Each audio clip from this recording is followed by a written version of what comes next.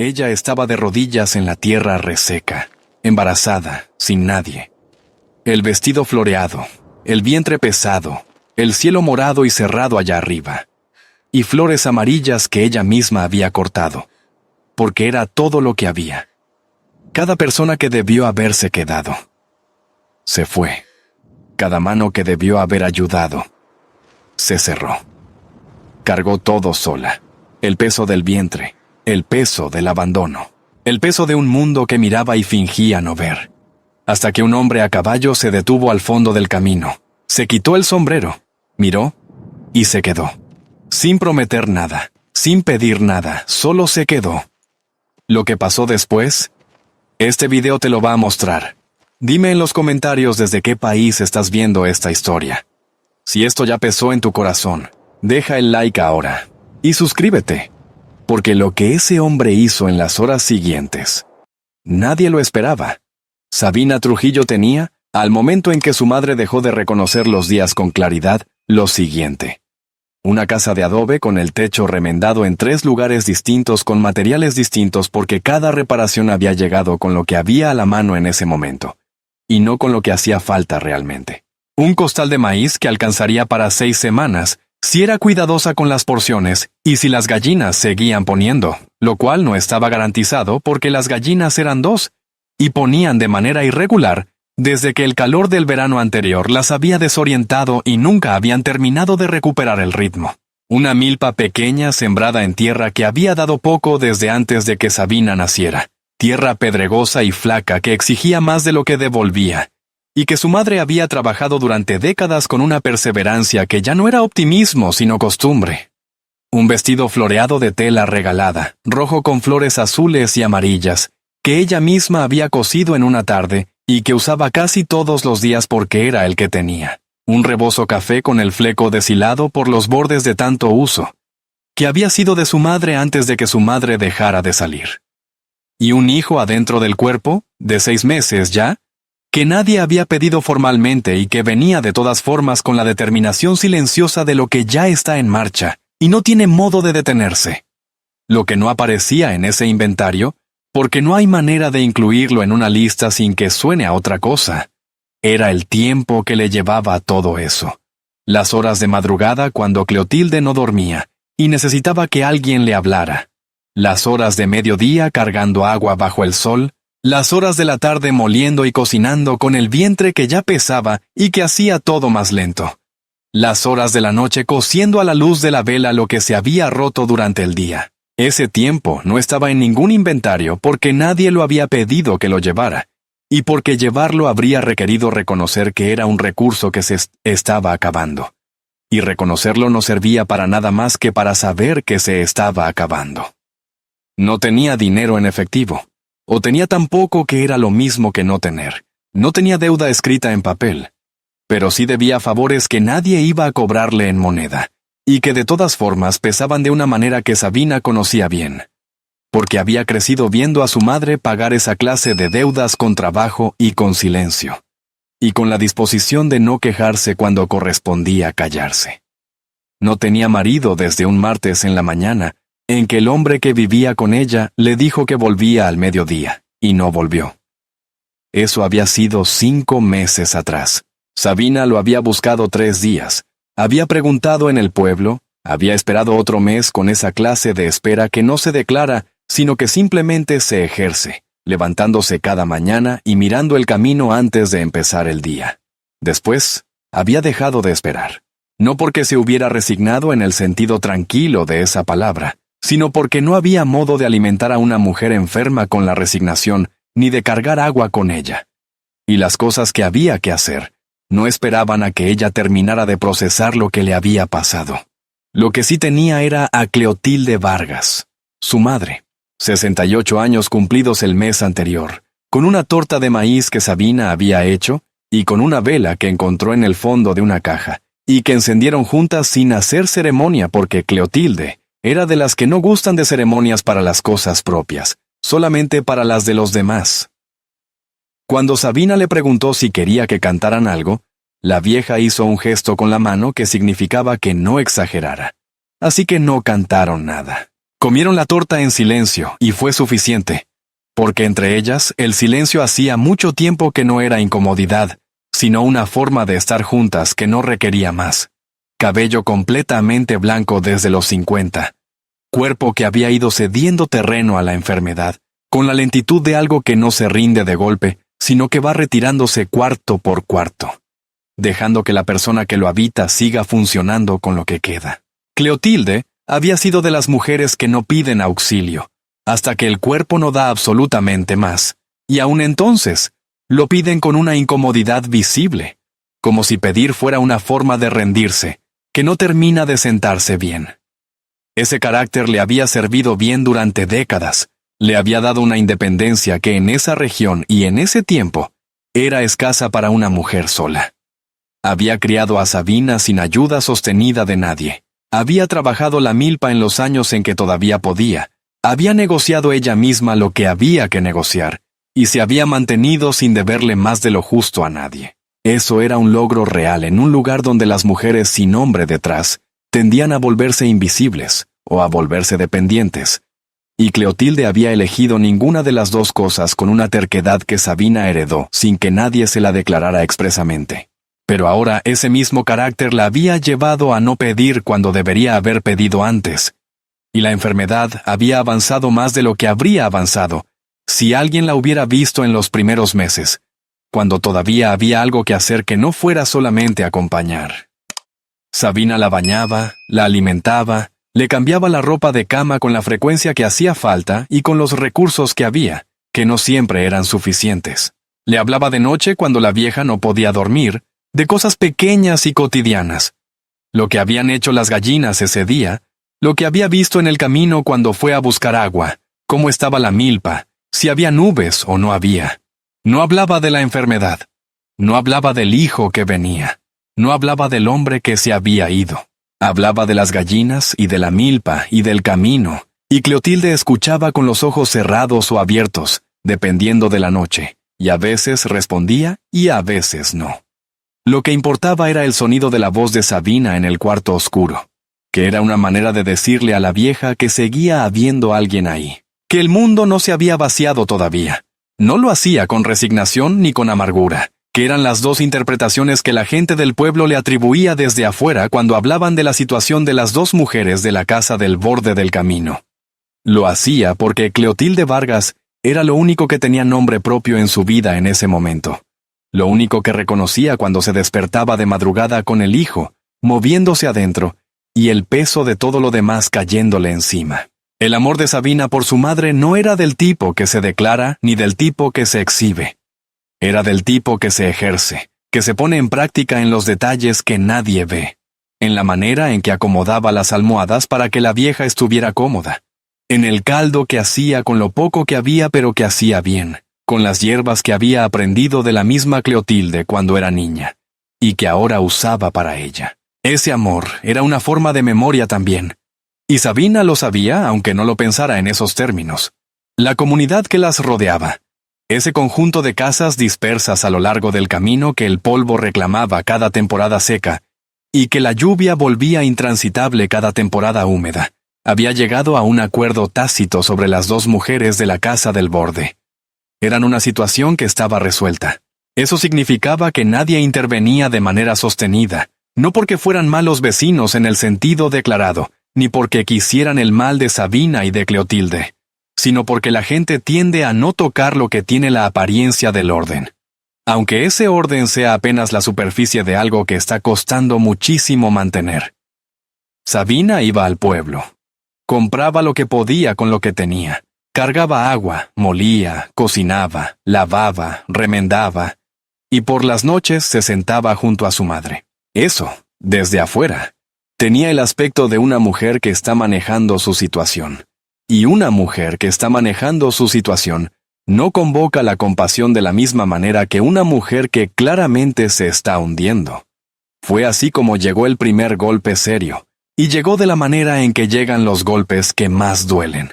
De alguien que tenía la posibilidad de ayudar y eligió no hacerlo, y que además se tomó el trabajo de explicar por qué, con la tranquilidad de quien está en su derecho. Y lo sabe. Sabina había caminado 4 kilómetros bajo un sol que no tenía consideración por nadie para llegar al consultorio del médico del pueblo, un hombre de nombre Don Restituto Olea, que usaba un saco que alguna vez había sido elegante, y que guardaba el bigote entrecano con la precisión de quien cuida lo único que le queda de una época mejor.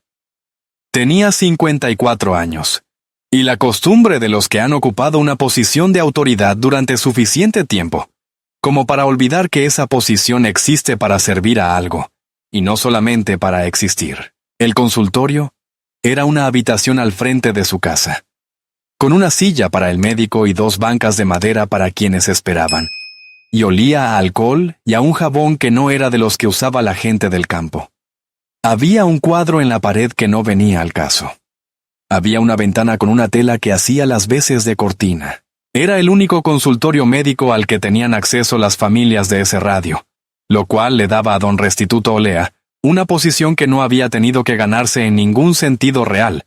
Simplemente había llegado ahí y la posición existía porque no había otra.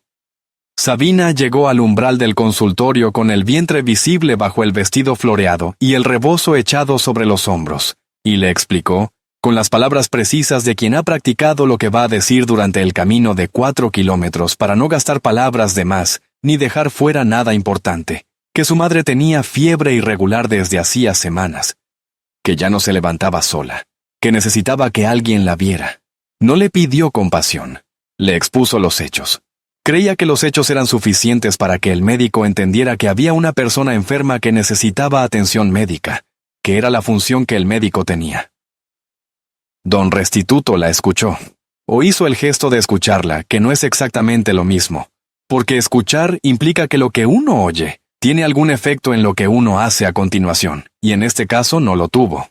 Cuando ella terminó, le dijo, sin bajar la voz ni hacer ningún gesto de que lo que iba a decir requería alguna discreción, que él no salía a rancho sin pago por adelantado, que eso era la política del consultorio, que si no tenía con qué pagar por adelantado, que esperara a tener, y que, mirando cómo estaba ella, le parecía que la espera podía ser larga.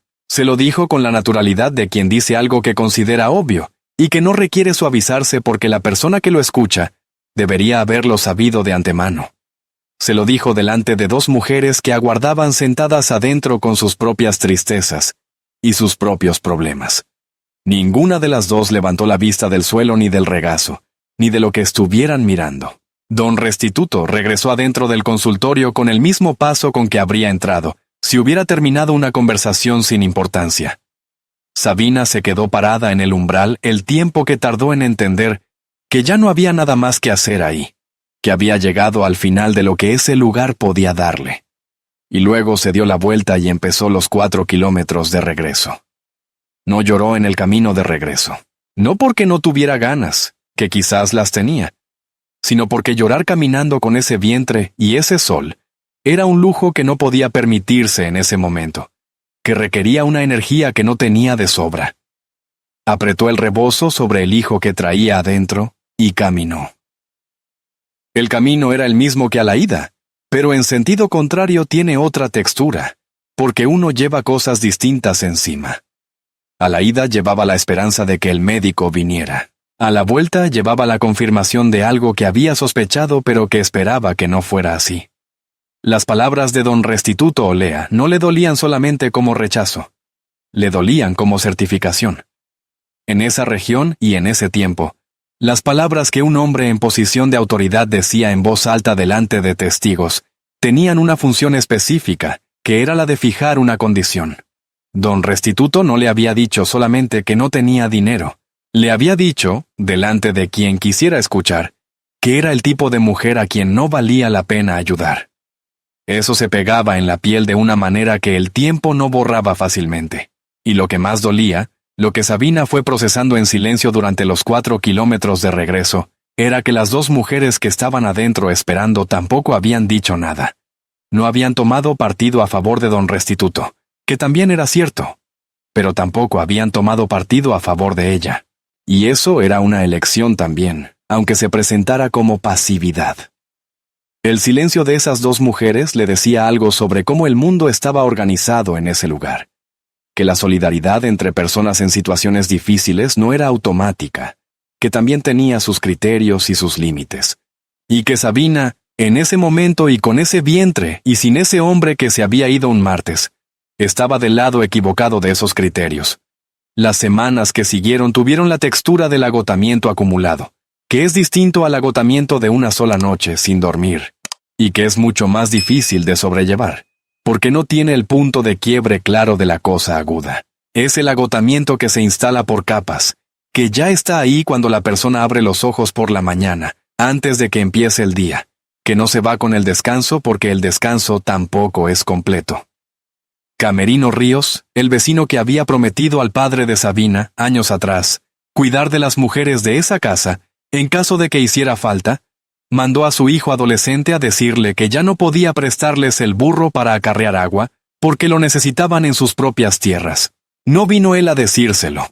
Mandó al muchacho, que tenía 15 años, y que lo dijo mirando el suelo con la incomodidad de quien está entregando un mensaje, que no redactó y que tampoco comparte del todo, y que salió corriendo en cuanto terminó como si el lugar lo incomodara. Sabina le agradeció al hijo con una sencillez que no era sarcasmo sino la única respuesta que tenía disponible, y no mandó ningún mensaje de vuelta para Camerino Ríos. Desde ese día cargó el agua ella misma. Los cántaros de barro que usaban eran pesados cuando estaban llenos, y el pozo más cercano quedaba a una distancia que con el burro era un trámite, y sin él era una jornada.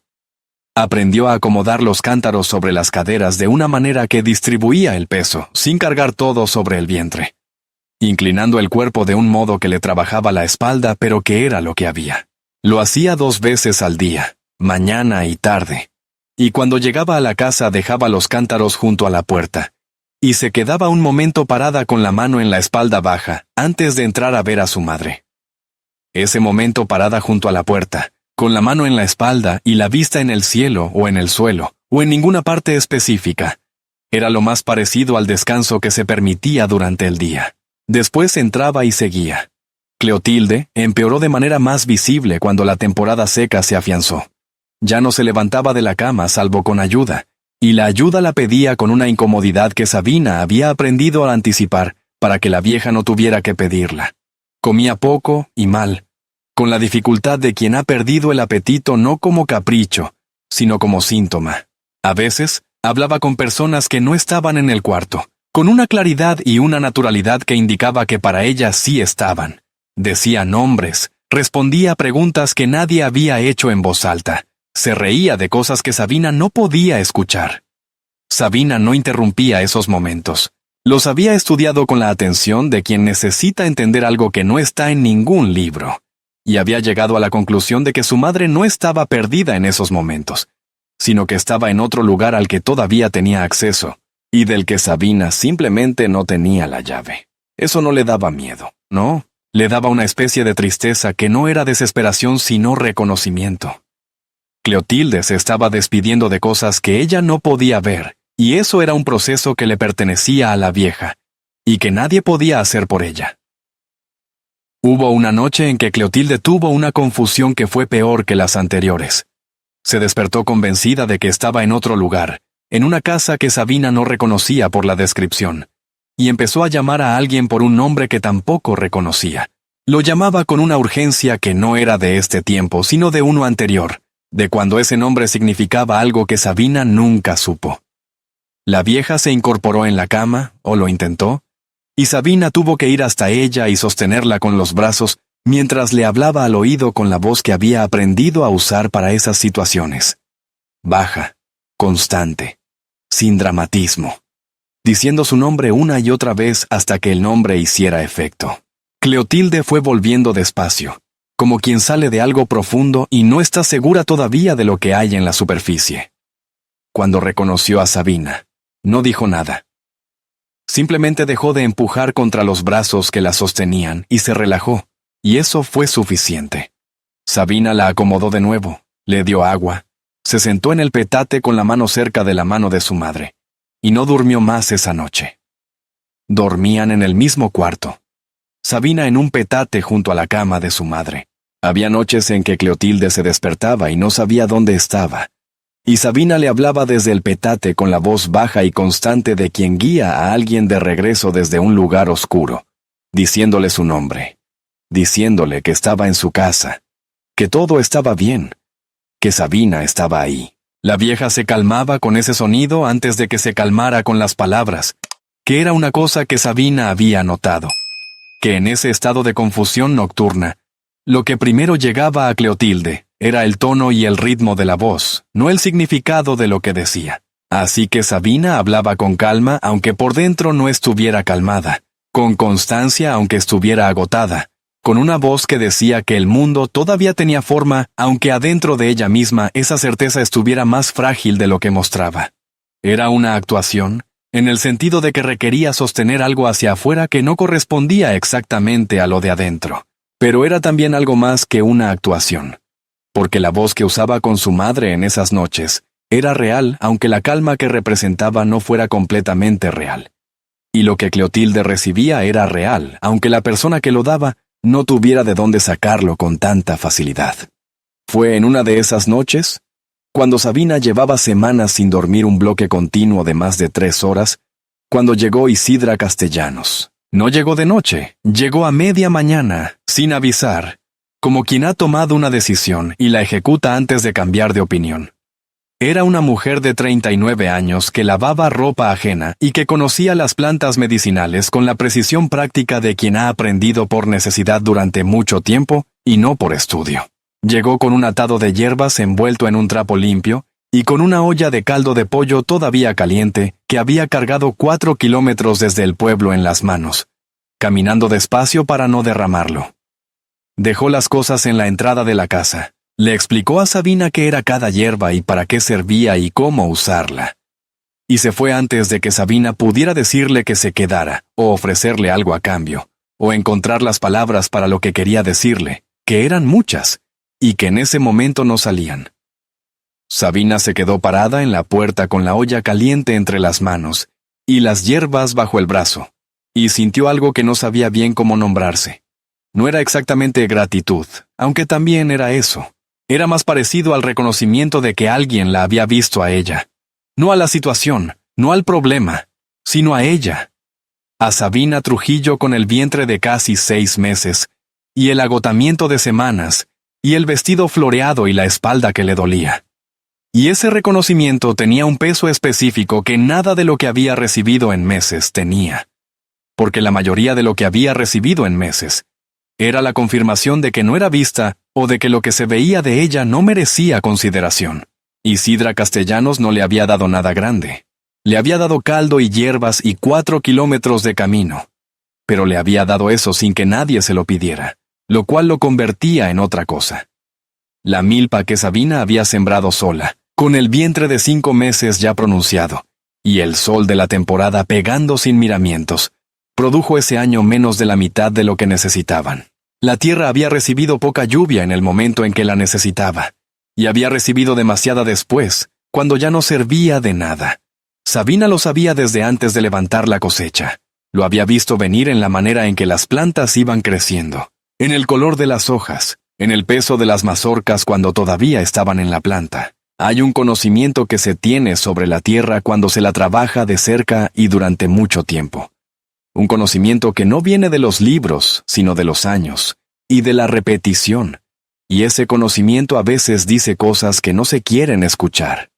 Sabina lo escuchó desde semanas antes y no lo dijo en voz alta porque decírselo a quién, a su madre enferma que no podía hacer nada con esa información, no habría servido más que para agregarle peso a lo que ya cargaba. Lo procesó sola, como procesaba la mayoría de las cosas en ese periodo, y siguió trabajando la milpa hasta el final. Porque no trabajarla hasta el final habría sido peor que sacar la mitad de lo que hacía falta. Pero sembró hasta el final de todas formas, y trabajó hasta el final de todas formas, porque no sembrar era peor que sembrar poco. Y porque había algo en el acto de sembrar, que era también una forma de decirle al mundo que una seguía ahí, que no se había retirado todavía. Cuando levantó lo que dio, lo contó con cuidado, lo pesó, lo guardó en el costal, y se sentó a hacer las cuentas con la letra apretada que su madre le había enseñado. Las cuentas no cerraban. No cerraban por un margen que no era catastrófico en el sentido inmediato, pero que sí era serio en el sentido de los próximos 2 meses, que eran los meses en que el niño iba a nacer, y en que Cleotilde iba a necesitar más cuidados, y en que ella misma iba a necesitar algo más de lo que venía comiendo. Fue entonces cuando fue a la hacienda. La hacienda más cercana era un conjunto de construcciones detrás de una cerca de piedra que se veía desde el camino, y que desde lejos tenía el aspecto de la prosperidad, aunque de cerca tuviera también el aspecto del descuido en los bordes, que es como suele verse la prosperidad de cerca en esa clase de propiedades. El capataz se llamaba Venancio Solís, 41 años, cara ancha, y una mirada que no se posaba en los ojos de quien le hablaba sino en algún punto justo por debajo de la frente, como si estuviera evaluando el peso de una carga o calculando algo que no iba a decir en voz alta. Sabina le dijo que buscaba trabajo, que podía cocinar, lavar, llevar registros, que tenía buena letra y podía leer bien, que estaba dispuesta a trabajar desde el día siguiente si la contrataban. Venancio Solís la escuchó con los brazos cruzados y la mirada moviéndose entre su cara y su vientre, con una regularidad que no era discreta. Cuando ella terminó, le dijo que no contrataban mujeres en esa condición, que si quería podía volver después de parir, que si para entonces el rancho seguía dando trabajo, que no estaba garantizado. Lo dijo con la naturalidad de quien dice algo que ha dicho muchas veces, y que ya no examina, como una regla del mundo que existe antes de la persona que la enuncia, y que seguirá existiendo después. Lo dijo mirándole el vientre, no la cara.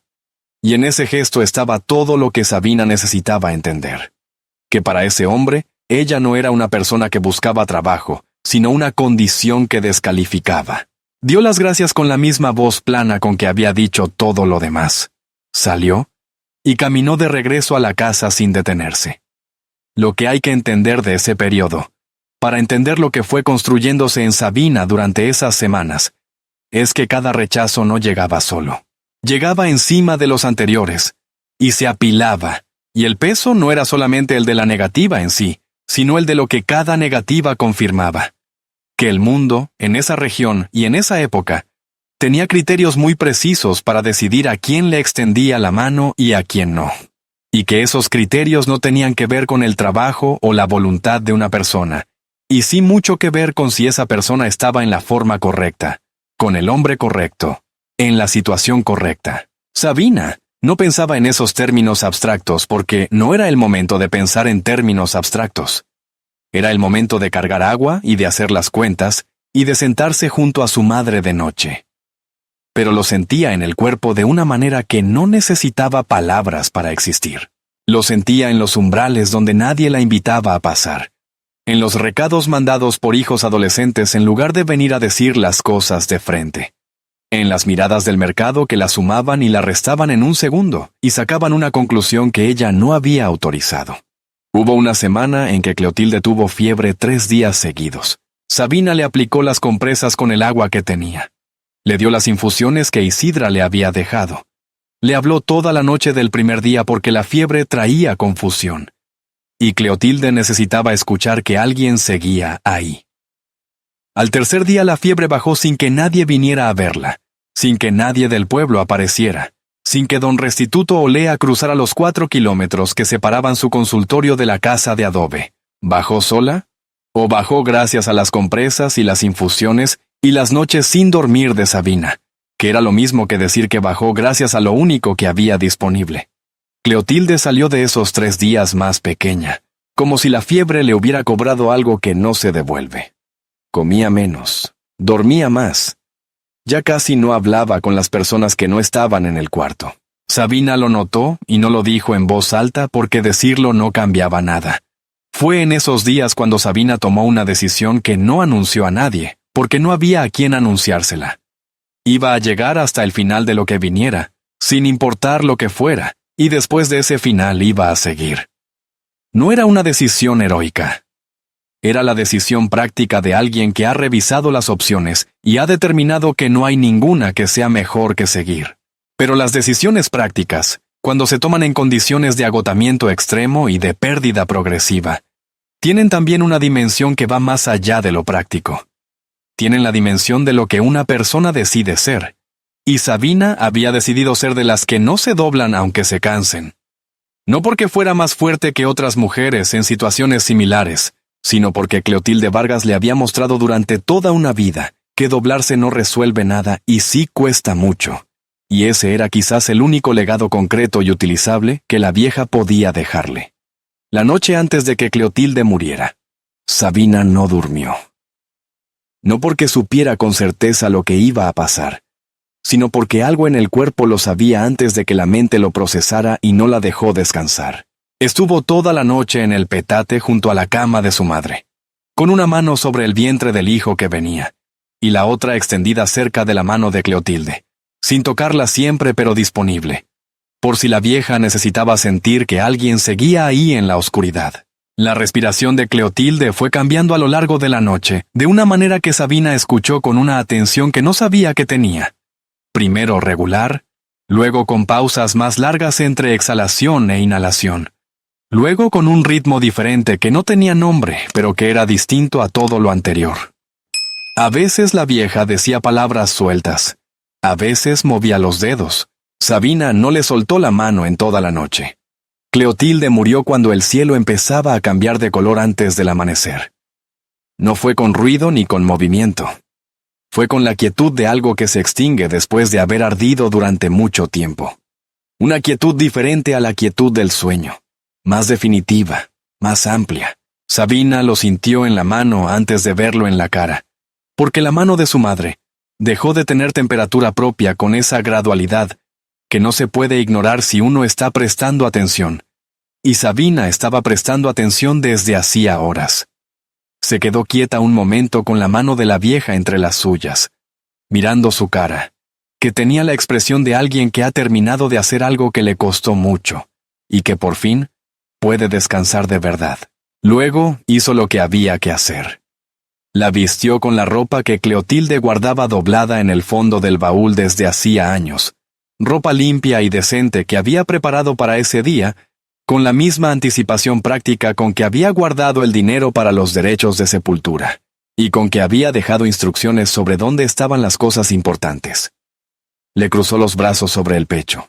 Le acomodó el cabello blanco con las manos que le temblaban apenas, no de llanto sino del esfuerzo de mantener la calma en el cuerpo cuando el cuerpo no quiere. Fue al patio antes de que aclarara del todo y cortó las flores amarillas que había visto en el monte el día anterior. Las únicas que había encontrado, y las dejó sobre el pecho de su madre porque no tenía más, y porque Cleotilde merecía algo que no fuera solo la ropa guardada del baúl. Luego salió al patio.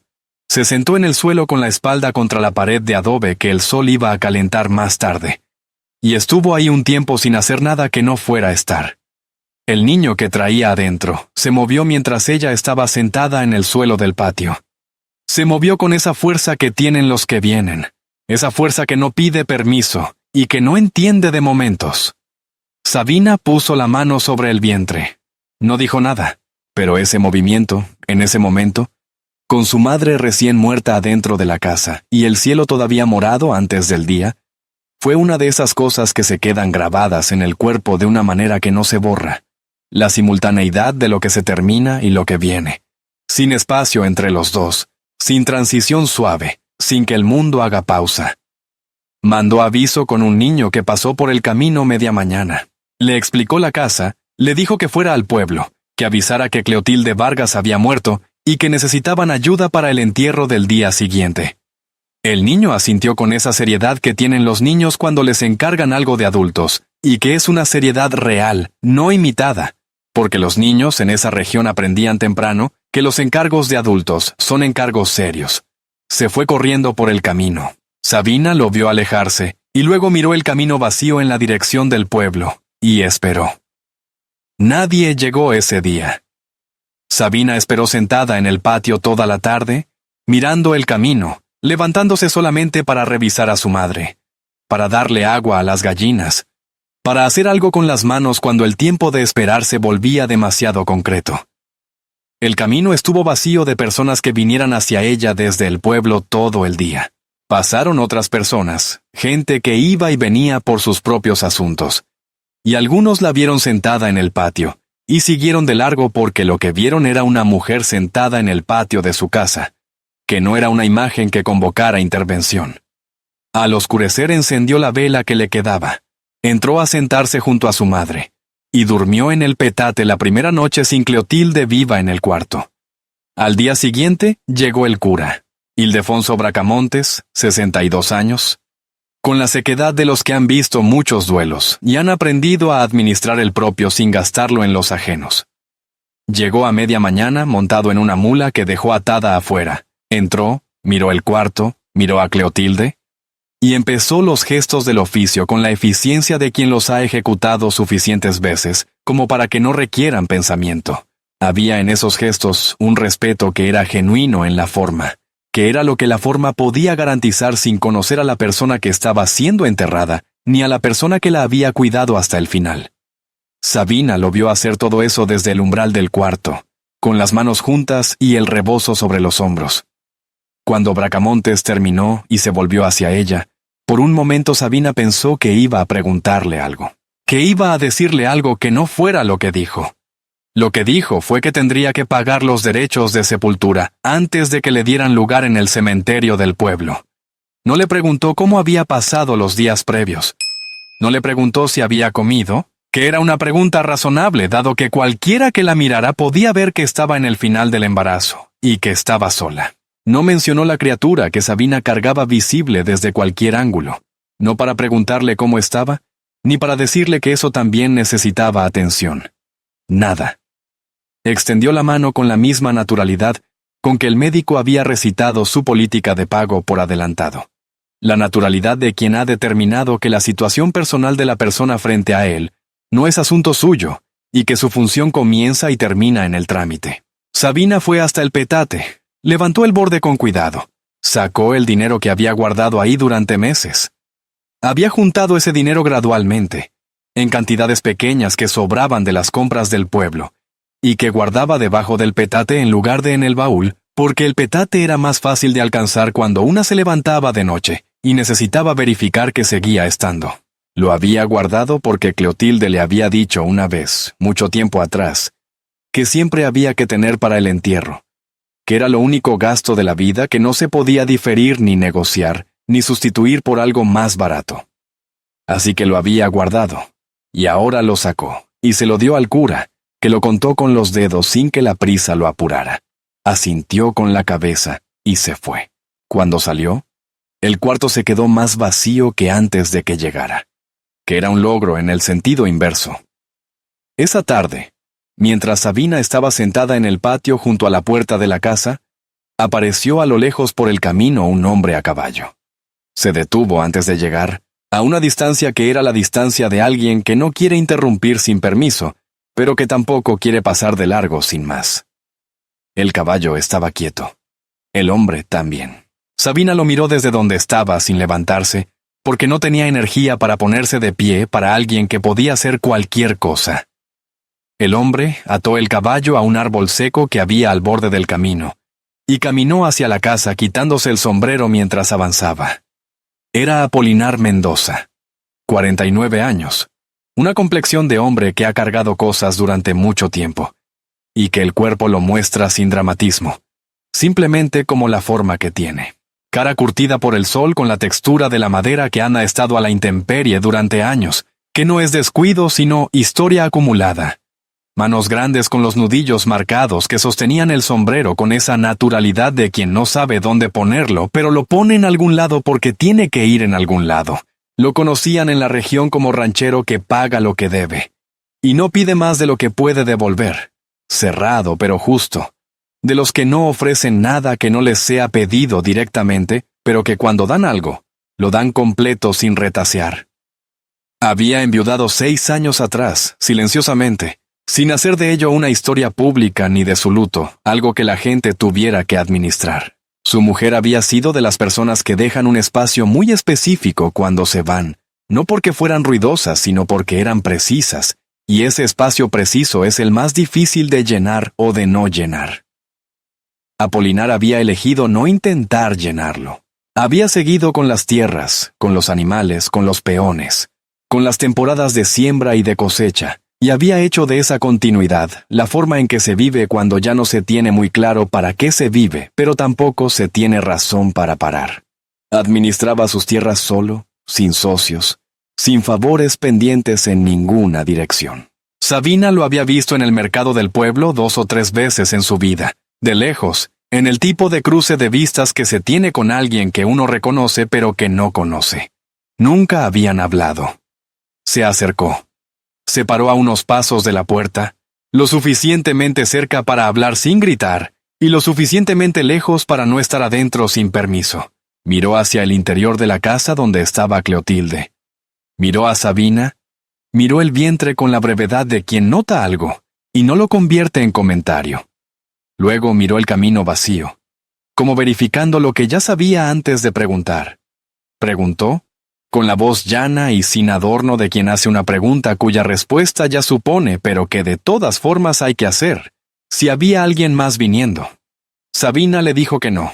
Él asintió. No con sorpresa, con el asentimiento de quien suma y el resultado da lo que ya esperaba. Preguntó si podía quedarse hasta que llegara alguien del pueblo a ayudar. Sabina le dijo que nadie iba a venir. Él volvió a asentir. Fue hasta donde había atado el caballo, lo reacomodó a la sombra escasa del árbol, y volvió. Se sentó en una piedra a distancia prudente de la puerta, con el sombrero entre las manos, y se quedó ahí. No preguntó cómo había pasado las últimas horas. No ofreció palabras de consuelo del tipo que se dicen en esas situaciones, y que generalmente son ciertas pero inútiles. No intentó darle a Sabina ninguna versión de lo que estaba pasando que fuera más llevadera que la versión real. Se quedó sentado en la piedra con el sombrero entre las manos, y estuvo ahí mientras el sol cruzó el cielo y empezó a caer. Y el calor fue cediendo, y la luz se volvió de ese color horizontal que tienen las tardes en esa región antes de que oscurezca del todo. En un momento, uno de los peones que pasaban por el camino lo vio sentado ahí, y lo saludó desde lejos. Apolinar respondió el saludo con un gesto de la cabeza y nada más. El peón siguió su camino. Nadie le preguntó a Apolinar qué estaba haciendo ahí, porque la pregunta habría requerido explicar lo que estaba pasando en esa casa, y la respuesta era una que la gente del lugar prefería no tener que manejar. Sabina no le habló durante las horas que estuvo ahí. Él tampoco habló, pero esa presencia tenía un peso distinto al del espacio vacío, y Sabina lo notó de una manera que no sabía cómo nombrarse. Como cuando en un cuarto donde uno ha estado solo, entra alguien y el cuarto no se achica, sino que de algún modo se vuelve más habitable sin que la persona haga nada en concreto. No era que Apolinar estuviera haciendo algo, era que estaba. Y estar, en ese momento y en ese patio, era lo que había y era suficiente. Cuando oscureció del todo, Apolinar se levantó, se puso el sombrero, le dijo buenas noches con la sencillez de quien ha hecho lo que vino a hacer, y que no necesita más palabras para eso. Desató el caballo y se fue por el camino que ya no se veía bien. Sabina lo oyó alejarse y luego oyó el silencio que dejó, que era distinto al silencio de antes porque tenía la forma de algo que había estado y ya no estaba. Y esa forma tiene un peso específico que el silencio puro y llano no tiene. Esa noche Sabina durmió 3 horas seguidas, que era más de lo que había dormido en semanas. No porque la situación hubiera cambiado, sino porque algo en el cuerpo había registrado que no estaba completamente sola. Y ese registro, aunque fuera provisional y aunque no resolviera nada concreto, era suficiente para que el cuerpo bajara la guardia lo suficiente para descansar un poco. Apolinar volvió al día siguiente antes de que el sol pegara fuerte. Llegó con 2 peones de su rancho, hombres de trabajo que sabían lo que hacían y que lo hacían sin preguntar más de lo necesario, y con una carreta para llevar el cuerpo al cementerio. No había anunciado que volvería. Llegó y estaba ahí, y eso fue el único anuncio. Los hombres entraron a la casa con el respeto de quien sabe que está en un lugar de duelo. Hicieron lo que había que hacer con la eficiencia discreta de quienes han hecho ese tipo de cosa antes, y cargaron el cuerpo de Cleotilde Vargas hacia la carreta con cuidado. Sabina los dejó hacer.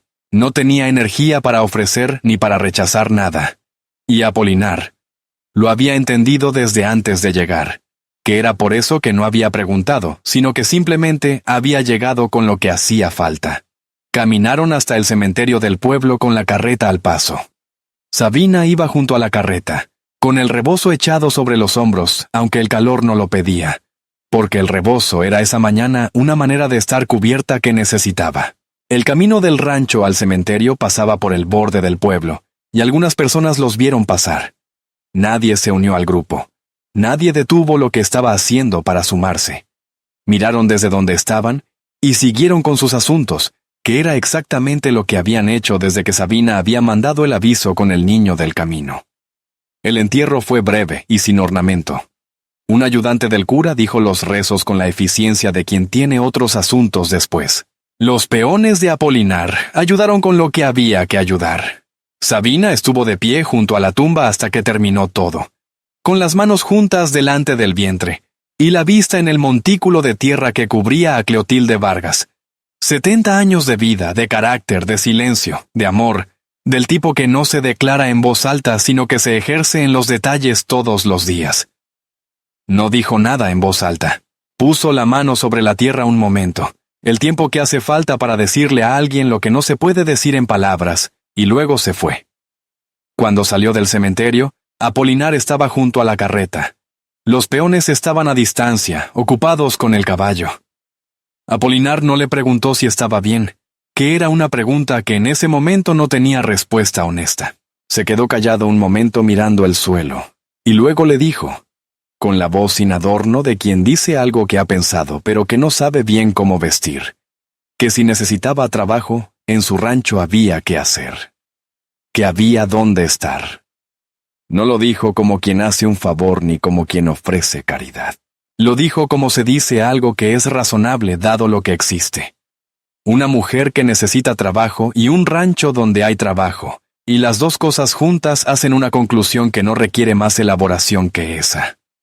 Sabina lo miró. No respondió de inmediato. Esperó que él levantara la vista del suelo.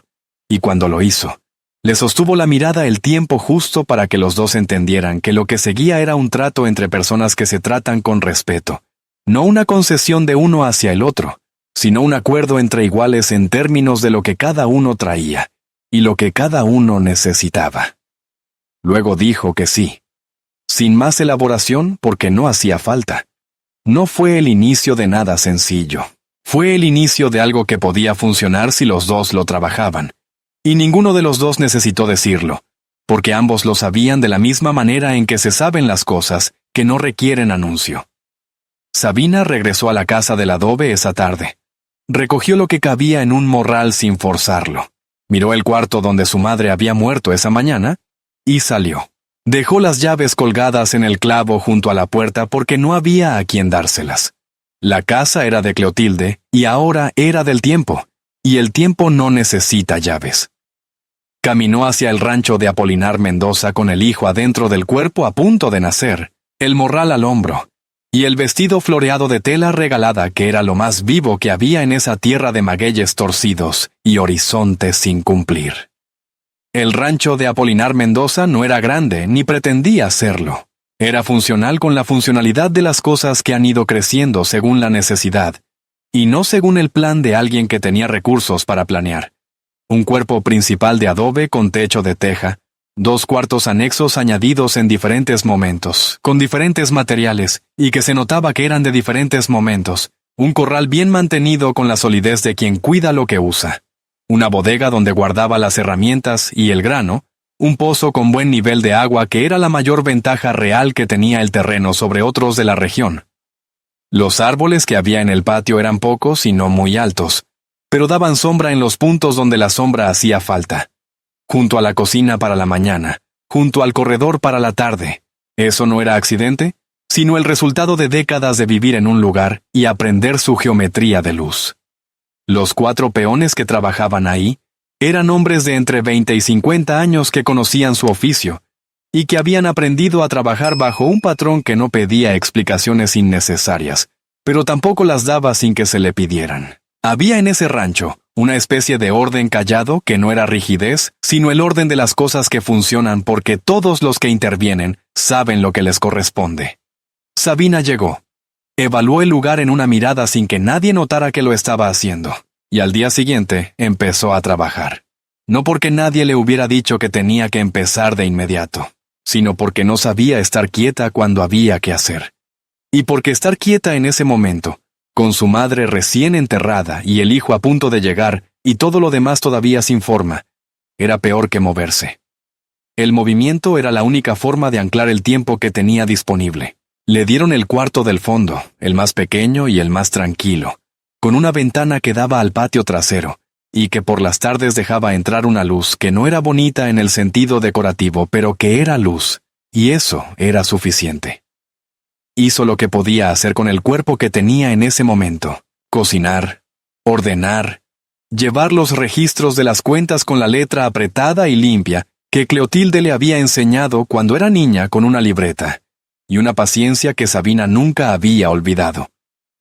Había noches en que Sabina sacaba la libreta nueva que Apolinar le había dado para los registros, y la miraba un momento antes de empezar a escribir, pensando en la libreta vieja de su madre, en las páginas llenas de la letra de Cleotilde, que era diferente a la suya pero que tenía el mismo origen, la misma persona que les había enseñado a las dos cómo se forma cada letra. No lo decía, lo pensaba y seguía con lo suyo. Apolinar tenía sus cuentas en papeles sueltos guardados en una lata de hojalata, como quien ha ido apuntando cosas con la intención de organizarlas después, y el después nunca ha llegado.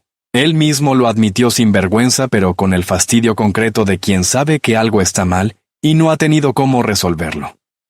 Sabina organizó esos papeles en 3 días, hizo columnas, sumó, cruzó entradas con salidas, construyó un registro que tenía sentido no solo en el momento sino hacia adelante. Cuando le mostró el resultado, Apolinar lo revisó en silencio durante un tiempo que Sabina no pudo calcular bien, porque no lo miraba a él sino a la libreta, esperando. Luego dijo que había 2 errores en lo que él había calculado solo, y que los errores eran de él.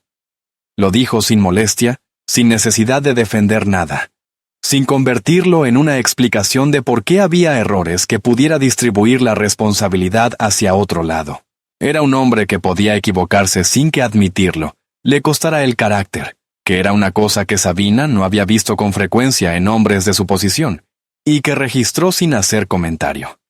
Los peones la recibieron con la neutralidad estudiada de quien no quiere tomar partido antes de entender qué está pasando. No fueron hostiles, no fueron amigables. La observaron trabajar durante unos días con la atención discreta de quienes evalúan si alguien encaja o no encaja en el ritmo del lugar, y cuando determinaron que encajaba, la trataron como se trata a quien hace bien lo que hace, con la normalidad del trato entre personas que comparten un espacio y un propósito. No la habían elegido, pero la aceptaban, y Sabina sabía distinguir entre ser aceptada y ser tolerada. Y esto era la primera. El pueblo fue otra cosa. Como el pueblo siempre es otra cosa. Tardó menos de 2 semanas en tener su versión de lo que estaba pasando en el rancho de Apolinar Mendoza. La versión no era completamente falsa, tenía los hechos básicos, que era que Sabina Trujillo, viuda y encinta de otro hombre, se había instalado en la propiedad de un hombre que vivía solo. Pero tenía los bordes recortados de la manera en que se recortan las historias, cuando el que las cuenta quiere que queden de cierta forma y no de otra. Decían que se había instalado apenas enterró a su madre. Así de limpio y así de deshonroso sonaba cuando se decía sin los días de por medio, sin Apolinar parado en una piedra en el patio toda la tarde sin decir nada, sin los cántaros de agua cargados sola con el vientre de 6 meses, sin el médico que no cruzó 4 kilómetros, sin el cura que contó el dinero y se fue. Sin todo eso, que era todo lo que daba contexto, lo que quedaba era la versión que el pueblo prefería, que era más simple y más juzgable. Fue en el mercado donde llegó más directo. 3 semanas después de que Sabina había llegado al rancho, fue al mercado del pueblo a comprar lo que Apolinar necesitaba. Estaba revisando maíz en uno de los puestos, palpando los granos con la concentración de quién sabe lo que está buscando, cuando una mujer se paró junto a ella. Se llamaba Nicolasa Fuentes, 35 años, esposa de un comerciante que tenía 2 puestos en el mercado, y que consideraba que eso le daba una posición desde la cual opinar sobre las formas de los demás. Le dijo a Sabina, con la voz en el volumen, de quien quiere ser escuchado por las personas que están cerca pero no quiere parecer que está gritando. que era una desvergüenza instalarse en casa de un hombre, siendo viuda y encinta de otro. Que su madre, Dios la tuviera en su gloria, se habría muerto de vergüenza de verla. Lo dijo delante de 4 o 5 personas que estaban lo suficientemente cerca para escucharlo. Nadie dijo nada en ninguna dirección. Nadie corrigió a Nicolasa Fuentes. Nadie tampoco la apoyó. Sabina la dejó terminar. No interrumpió.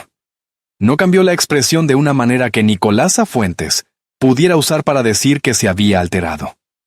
Cuando Nicolasa terminó, Sabina terminó de revisar el maíz, pagó lo que había comprado, recogió sus cosas, y se fue con la espalda recta y el paso firme de quien no va huyendo aunque esté yendo. No le dijo nada a Nicolasa Fuentes, no porque no tuviera que decirle, sino porque lo que tenía que decirle no valía el gasto de decírselo, y porque la espalda recta era la única respuesta que tenía sentido dar, y también la única que ese momento podía contener sin derramarse. Las personas que estaban alrededor lo vieron. Algunas lo entendieron de una manera, otras de otra, pero Sabina ya estaba caminando hacia el rancho con las compras bajo el brazo, y no estaba ahí para ver qué entendía cada quien. Apolinar no le preguntó qué había pasado en el mercado cuando volvió. Notó algo en la manera en que dejó las cosas en la cocina, en cómo se quedó un momento parada junto a la ventana antes de empezar a acomodar lo que había comprado, en la línea de la espalda que era recta de un modo que costaba mantenerla así. No preguntó, fue hasta la cocina a buscar algo que no necesitaba realmente, y de paso le dijo que al día siguiente tendrían que ir a revisar las cercas del potrero sur, y que si podía llevar la libreta de registro para anotar lo que encontraran. Era una manera de decirle que habría un día siguiente, que ese día siguiente tendría cosas concretas que hacer, que ella estaría ahí para hacerlas. Sabina lo entendió así. Dijo que sí. Acomodó lo que había comprado. Empezó a preparar la cena. Lo que fue construyéndose entre ellos en las semanas y meses que siguieron no tenía nombre todavía, y los dos parecían preferir que no lo tuviera por el momento. Era algo que se expresaba en lo pequeño, en que él le avisaba cuando iba a llegar más tarde de lo habitual para que ella no tuviera que esperar con la comida, en que ella había aprendido a qué temperatura le gustaba el café, y lo dejaba hecho a esa temperatura sin que él se lo hubiera pedido, en que los dos habían aprendido a estar en el mismo espacio sin necesitar llenar todos los silencios, lo cual es una de las cosas más difíciles de lograr entre personas que no se conocen de antes, y que tienen razones suficientes para desconfiar del mundo en general. Había en esa convivencia una especie de respeto que no venía de la cortesía social, sino del reconocimiento mutuo de que los dos habían perdido cosas importantes, y que esa pérdida los había vuelto más cuidadosos con lo que tenían. Apolinar no le preguntaba por el hombre que se había ido. Sabina no le preguntaba por la mujer que había muerto. Había cosas que los dos sabían del otro que ninguno de los dos había contado, que era la clase de saber que llega por deducción y por el tiempo compartido, y que es diferente del saber que llega por la historia contada. Ese saber por deducción los trataba con más delicadeza que el saber explícito, porque no obligaba a nadie a revivir nada en voz alta. El niño nació una noche de finales de la temporada lluviosa. Había llovido durante 3 días seguidos, y el rancho tenía ese olor específico que tiene la tierra que ha bebido bien, húmedo y denso, y con una nota de madera mojada que viene de los postes del corral y de las vigas de los techos. Zenaida, la partera, tenía 55 años, y las manos de alguien que sabe exactamente lo que hace antes de que la mente termine de pensarlo. Llegó con su bolsa y su carácter sin aspavientos, y se instaló en el cuarto de Sabina con la autoridad práctica de quien sabe que ese espacio le pertenece por las próximas horas. Apolinar salió al patio. Se sentó en la banca de madera bajo el alero que resguardaba de la lluvia, que todavía caía pero más tranquila que los días anteriores. El parto duró lo que duró, que no fue rápido. Zenaida trabajó callada y eficiente, con la concentración de quien no tiene tiempo que gastar en palabras que no son instrucciones. Sabina hizo lo que Zenaida le fue diciendo, que era básicamente aguantar y respirar y volver a aguantar, que es todo lo que una mujer puede hacer en ese momento, y que es más de lo que parece cuando se está haciéndolo. Afuera, La lluvia fue bajando hasta parar. Y el silencio que quedó después tenía la calidad limpia del silencio que viene después de la lluvia en el campo abierto, más definitivo que el silencio de antes. Apolinar escuchó ese silencio desde la banca sin moverse. Cuando Zenaida abrió la puerta del cuarto, Apolinar ya estaba de pie. Zenaida le dijo que todo había salido bien, que era niño, que Sabina estaba cansada pero entera. Apolinar escuchó, asintió de la manera en que asiente cuando recibe algo que importa y que necesita un momento antes de poder responder. Luego fue hacia el corral, que era hacia donde fue, y estuvo ahí un rato con los animales que no preguntaban nada y que simplemente estaban, que era exactamente lo que él necesitaba en ese momento, para poner las cosas en su lugar adentro.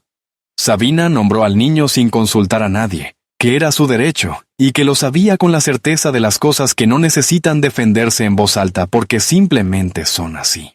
Le puso Cleofás, que era el nombre del abuelo materno que nunca había conocido, y que Cleotilde mencionaba cada tanto con esa especie de orgullo guardado que tienen las mujeres de esa región cuando hablan de los hombres que las formaron.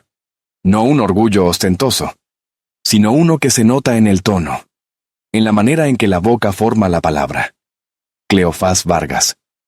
No llevaba el apellido de nadie que se hubiera ido un martes sin volver. Llevaba el de su abuela, que era la persona que lo había precedido y que lo había hecho posible de maneras que iban mucho más allá de lo biológico.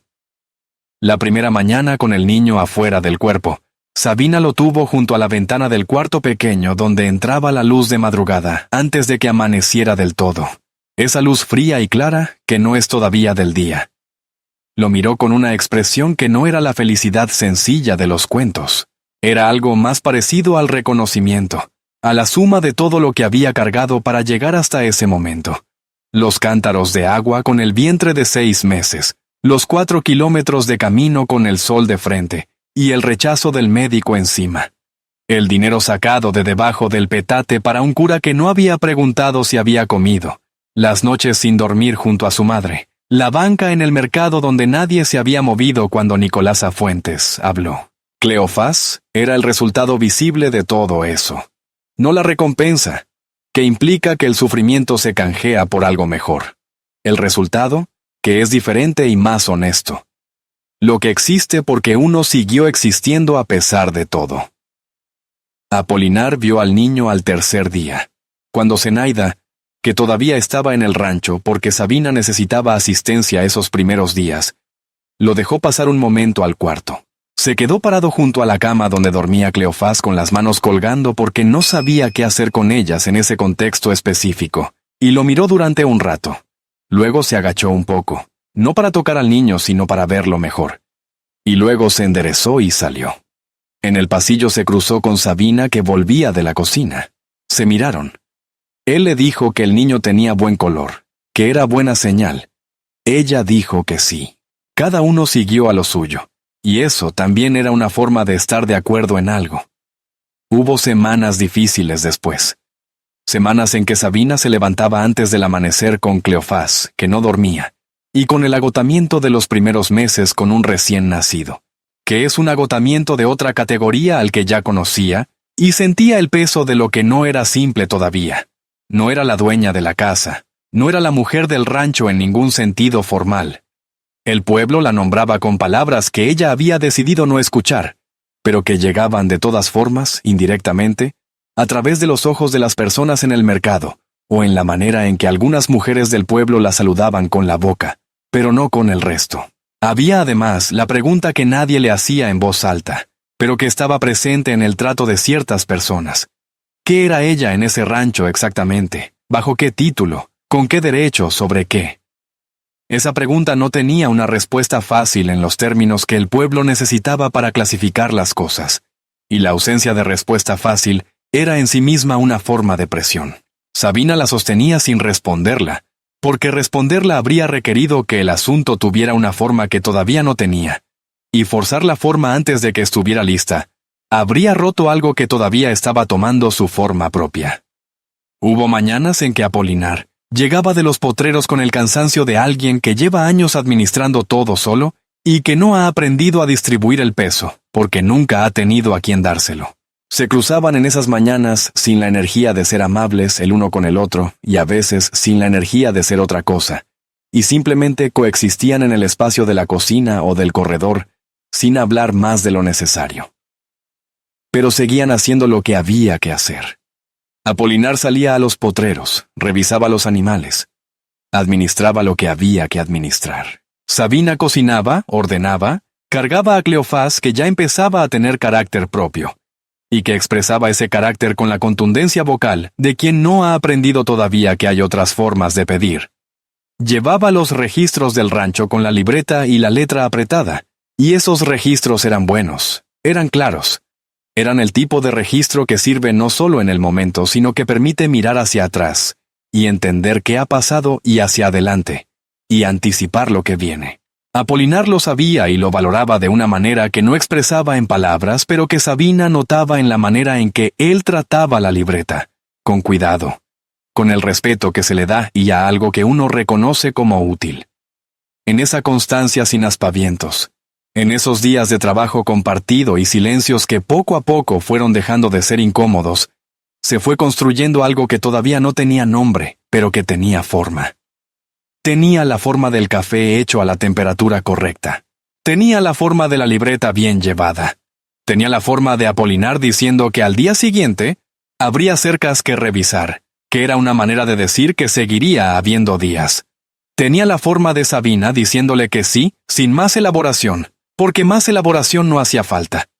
El momento en que el pueblo terminó de dar su veredicto llegó sin anuncio. Como llegan esas cosas, fue en el mercado, un sábado de mañana nublada, cuando Sabina fue con Cleofás, cargado en el rebozo y la libreta de cuentas bajo el brazo. Fue Isidra Castellanos quien la saludó primero, en voz alta, con el nombre completo, con la naturalidad de quien saluda a alguien que conoce, y que no tiene razón para saludar de otra manera. Buenos días, Sabina, Isidra, que había caminado 4 kilómetros con una olla de caldo caliente cuando nadie más lo hizo, que lavaba ropa ajena y conocía las plantas medicinales, y que había tomado una decisión ese día y la había ejecutado antes de cambiar de opinión.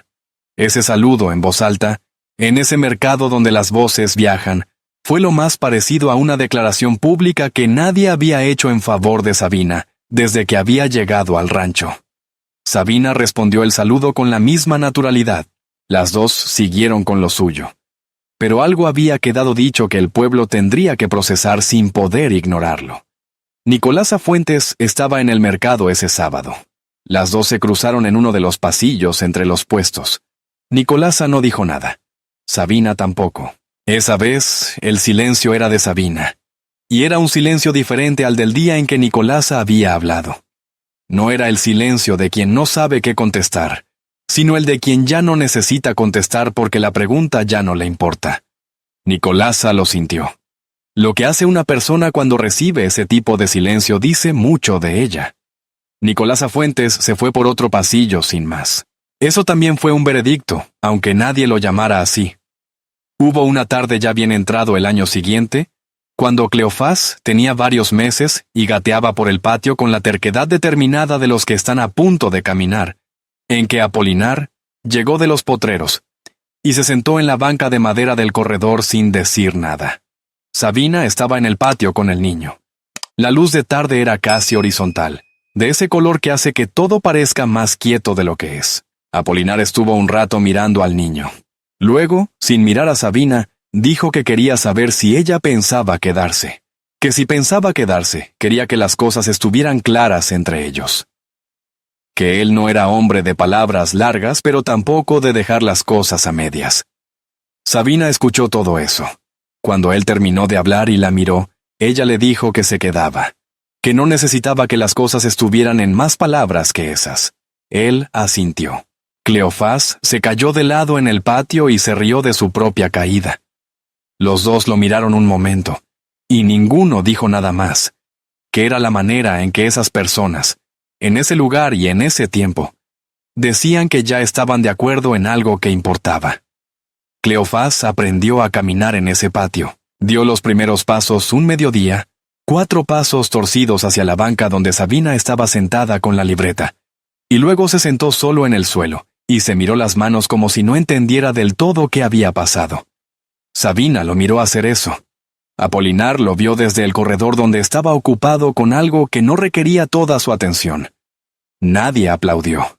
Nadie exclamó. Era un niño dando sus primeros pasos en el patio de una casa que no era la de su abuela muerta ni la de su padre desaparecido, sino la que existía ahora, la que se había construido con lo que había a la mano y no con lo que hubiera sido ideal. Y eso era suficiente. No todo lo que uno necesita, pero sí suficiente. En esa tierra y en ese tiempo, suficiente era una forma de abundancia que no todo el mundo alcanzaba. Lo que vino después no fue la tranquilidad de los finales que prometen que el sufrimiento termina y que lo que sigue es mejor. Lo que vino fue la continuidad del trabajo y de los días, que es lo que tiene la mayoría de las vidas cuando se las mira de cerca sin romantizarlas. Siguieron las cercas que revisar, y las cuentas que llevar, y las temporadas de siembra y de cosecha, y las mañanas en que el cansancio llegaba antes de que empezara el día. Siguió el pueblo con sus opiniones, aunque esas opiniones fueron perdiendo volumen con el tiempo, porque el tiempo hace eso con las cosas que no encuentran sustento en los hechos, y que van quedándose sin material para sostenerse. La gente habla de lo que le resulta interesante, y lo interesante es la irregularidad, la ruptura del orden esperado. Cuando lo que parecía ruptura se convierte en norma, cuando el escándalo que se anticipaba no llega y en cambio llega la constancia. La gente encuentra otros temas, y el tema anterior se va asentando, hasta que deja de ser tema y empieza a ser simplemente lo que hay. Lo que sí cambió fue el centro de gravedad de los días de Sabina. Ya no cargaba sola. No porque Apolinar cargara lo que antes cargaba ella, que tampoco era así de simple, sino porque lo que se carga entre dos tiene otro centro de gravedad aunque sea igual de pesado. La distribución cambia. El punto de equilibrio se corre. Y eso, aunque no elimine el peso, cambia lo que la persona que carga puede hacer con él. Hay cosas que solas no se pueden cargar no porque sean demasiado pesadas, sino porque requieren que alguien sostenga un extremo mientras la otra persona sostiene el otro. Y sin eso simplemente no se pueden cargar. Sabina lo había sabido siempre en abstracto. Ahora lo sabía en concreto, en el cuerpo. En la manera en que los días se organizaban diferente cuando había alguien que sabía lo mismo que ella, y que podía hacer lo que ella no podía hacer en ese momento. Sabina Trujillo no fue una mujer que el tiempo recordara con nombre propio en más lugares que los que importaban. El cuarto pequeño del rancho donde había tenido a su hijo. La tumba de su madre en el cementerio del pueblo. El patio donde Cleofás había dado sus primeros pasos. La banca de madera donde había tenido la conversación que no necesitó más palabras. No tuvo estatua ni fue nombrada en ningún documento oficial, ni su historia fue contada en ningún lugar que no fuera la memoria de las pocas personas que la conocieron de cerca. Esa era la norma para las mujeres de su tiempo y de su lugar. Existir sin registro, hacer sin que quedara constancia de que habían hecho, sostener cosas que de otra manera se habrían caído sin que nadie anotara el nombre de quien las sostuvo. Sabina no se indignaba de eso de manera abstracta. Lo vivía de manera concreta, y lo que hacía con ello era seguir. Pero en esos lugares, en esos pocos sitios concretos, lo que quedó de ella era exactamente lo que había puesto. La decisión de no doblarse aunque se cansara, de seguir cargando lo que hacía falta cargar, de aceptar lo posible, sin confundirlo con lo suficiente ni tampoco con lo que debería haber sido. La diferencia entre lo posible y lo que debería haber sido es una de las distancias más largas que existe. Y vivir en esa distancia sin que te consuma requiere una clase de claridad que no viene sola, sino que se construye a fuerza de necesitarla. Sabina la había construido sin saberlo durante los meses que duró la muerte de su madre y el nacimiento de su hijo, en las noches sin dormir y en los caminos de ida y vuelta, y en los umbrales donde nadie la invitaba a pasar. Había sido una educación brutal y sin maestro declarado, pero había sido también real. Y lo que aprende el cuerpo de esa manera no se borra con facilidad. El pueblo la aceptó tarde y sin pedir disculpas, que era como el pueblo suele aceptar lo que no pudo evitar que sucediera. Pero para entonces, Sabina ya no necesitaba la aceptación del pueblo. Y no porque lo despreciara, ni porque hubiera desarrollado la clase de amargura cerrada, que hace que una persona se vuelva impenetrable al mundo. sino porque había aprendido, en los meses que duró la muerte de su madre y el nacimiento de su hijo, y los días en que nadie llegó, y el día en que uno llegó y se quedó, que los únicos testigos que cuentan son los que permanecen cuando todo lo demás se va. Y los que habían permanecido eran Cleofás, que dormía en su rebozo y caía y se reía en el patio, e Isidra Castellanos, que no había esperado a saber si alguien más iba, y Apolinar Mendoza, que había atado su caballo a un árbol seco, y se había sentado en una piedra a distancia prudente, sin hacer preguntas de más. Hay una diferencia, que no todo el mundo aprende a distinguir, entre los testigos que uno necesita que sean muchos, y los testigos que uno necesita que sean verdaderos. Sabina había aprendido esa diferencia en los meses más duros de su vida, y lo que la había enseñado era precisamente la ausencia de los primeros y la presencia inesperada de los segundos. No era una lección que hubiera buscado, era la que había. Y las lecciones que hay, aunque no sean las que uno hubiera elegido, son las únicas con las que se puede hacer algo real. Con eso era suficiente. No todo lo que uno necesita, pero suficiente. Y en esa tierra y en ese tiempo, saber la diferencia entre suficiente y todo lo que uno necesita, y poder vivir bien dentro de esa diferencia sin que te consuma, era también una forma de sabiduría que nadie enseña y que algunas personas aprenden a fuerza de necesitar aprenderla. ¿Conociste a alguien así en tu vida? ¿Una mujer que cargó sola lo que nadie debería cargar solo y que siguió de pie sin que nadie le diera permiso para eso?